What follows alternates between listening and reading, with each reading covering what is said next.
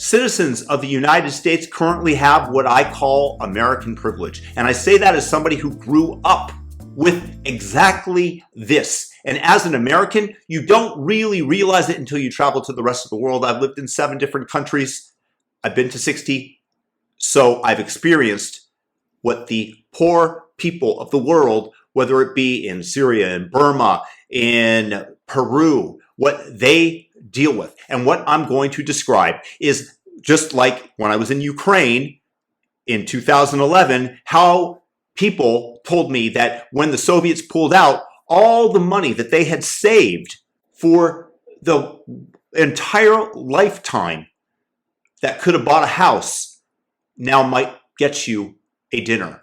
The value of the currency just went up in smoke because the power that was backing it was removed. Or people that have had their money inflated away, just rapid money printing that drives the price of goods and services up, that completely devalues cash savings, which is why many people put their money into property and into rare art. Whatever is going to go up as they print more money is the value of the item that you own, not the currency. And it makes for an unreliable medium of exchange when you're printing massive amounts, and you can never do a long-term contract in these countries' denominations. In America, we've had the world's reserve currency basically since the end of World War II. This was upended slightly when we went off the gold standard, which was used to back the US dollar in 1971,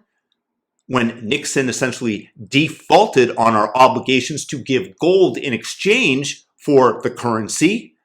And today we are printing massive amounts of it. But because historically the US has had the greatest military, because we've had the greatest amount of property rights, people still had more faith in America versus the rest of the world, and so it became the de facto store of value. And unfortunately, with the massive amount of debt that we have, $34 trillion, with more and more of whatever tax revenue is brought in going to pay the interest on the debt, something that they are going to actually have to monetize, is my prediction, by printing the aforementioned money. And right now, the United States still has the ability to export said inflation to the rest of the world. So when a country dollarizes, if you ever go to Cambodia, for small amounts, they accept Cambodian currency. For anything over $5, it's US currency. This is the dollarization. And this is happening in varieties of countries. And this is kind of what keeps the US afloat and what gives, partly,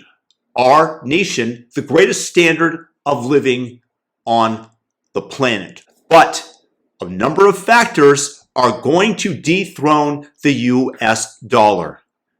The factors, as I mentioned, include a declining military that is spread out, as well as the potential decline of America, and I hope that I'm not speaking hyperbolically, into a woke totalitarian state that we are having under Biden, which is prosecuting its arch political opponent and throwing lawyers that are advising him into the gulags, into the courtrooms, throwing January 6th into jail for multiple years, but giving payouts to Antifa members who rioted during the Summer of Love.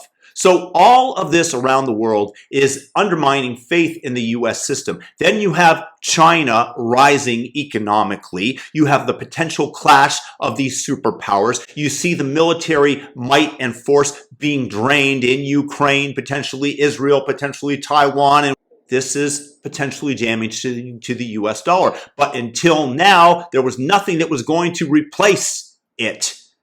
China, for example, wants to develop the BRICS currency with other nations, South Africa, Brazil, etc.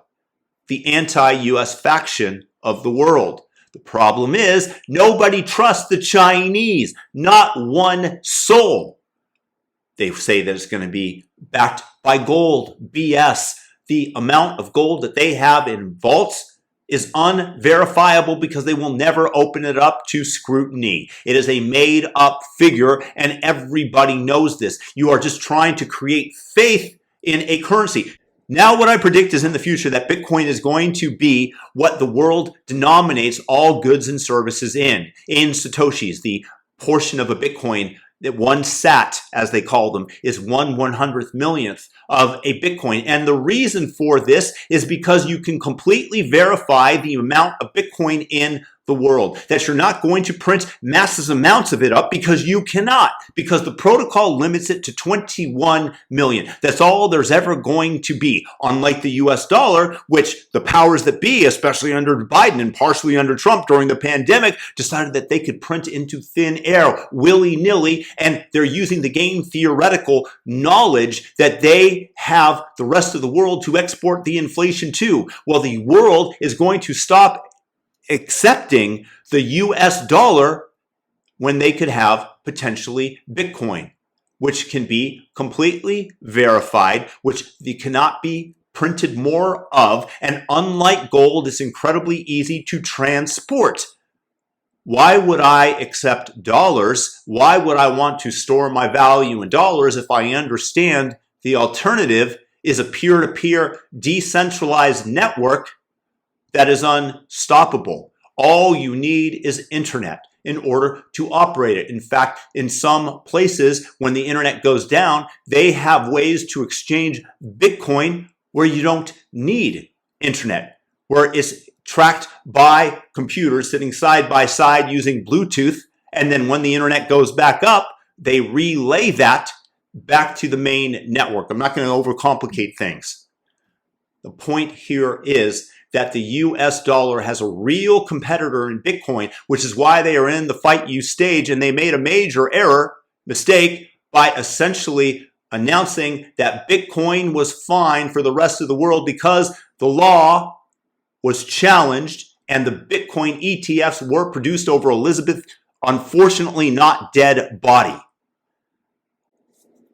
This is the acceptance of Bitcoin into the mainstream, where grandma and grandpa, who would have never been able to set up a Coinbase wallet and figure everything out, are able to buy the ETF and own the underlying Bitcoin that is represented by it. And it's not something that they can fake, because that was put into law that you cannot create derivatives on top of it and say that you've got this paper Bitcoin that we owe you, and with the ETF specifically. The point is that this is going to catch on in the rest of the world, and it already is, and it offers people a chance to breathe, to not be under the boot of their government.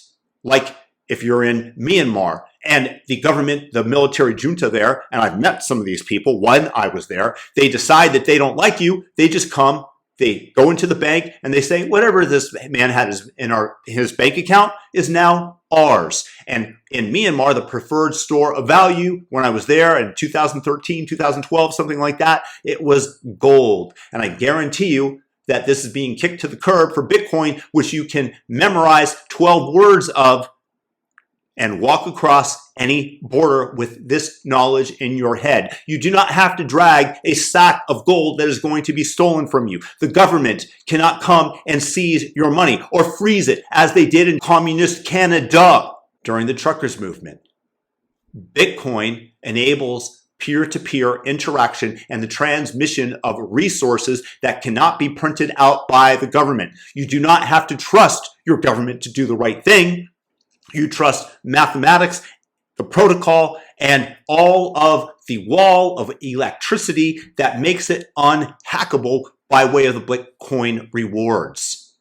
And this will supplant the US dollar. And when it does, unfortunately, my friends, America is completely screwed, because what gives you the high status of living compared to the rest of the planet is the fact that you don't have to produce much. You just print those dollars and you export the inflation to the rest of the world. Without that, the cost of goods in the United States would be much, much higher. I hope that I'm wrong. I hope that the US pulls out of it. The problem is, for US citizens and the American privilege that comes with it, is that Bitcoin's incentives are superior for the rest of the world to adopt as the de facto store of value.